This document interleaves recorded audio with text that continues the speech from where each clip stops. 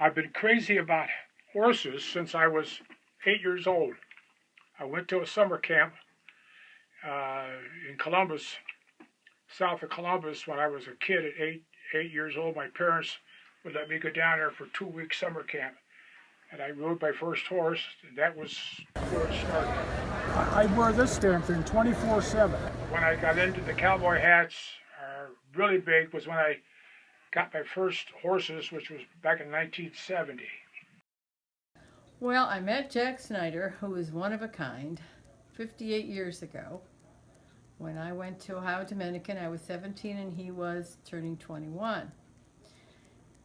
And soon after we were dating, he began to tell me about his love of horses. He first was introduced to horses when he worked at a stable as a young teenager, and it was his first time that he ever got to be around horses, and for him it was love at first sight. We started to have children after we were married for about 6 years. His love of horses just is very deep. I think it's probably in your genes. He's probably got some ancestors in his past that were cowboys. He loves cowboy hats especially. You know, they are his prized possession. He's on the flashy side, so he has flashy belts, expensive cowboy hats, all kind of cowboy boots. He's like driven me crazy our whole marriage with all of his bangles that he's always had to have. But then that was him, so I just let him be. 18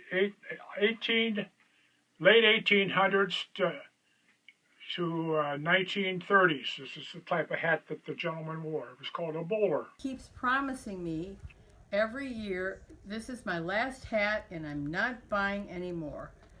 But he gives in to his deep-seated need to buy another hat, and so he can't stop buying cowboy hats. So I've given up trying to convince him not to, and one of these days he's probably going to be not able to walk in his room because he has so many cowboy hats. You probably would choke with dust if you ever moved any of these baseball caps, because I don't know how good he is about dusting his baseball caps off. I think he does maybe once a year. There's no way I can change him. He's going to probably keep, he's 78 years old now. He's been buying cowboy hats for, over 50 years, so I've given up. I'm not going to try to convince him not to buy anymore, so I'll just let him buy cowboy hats until he's 100 and, he's decided that he has enough.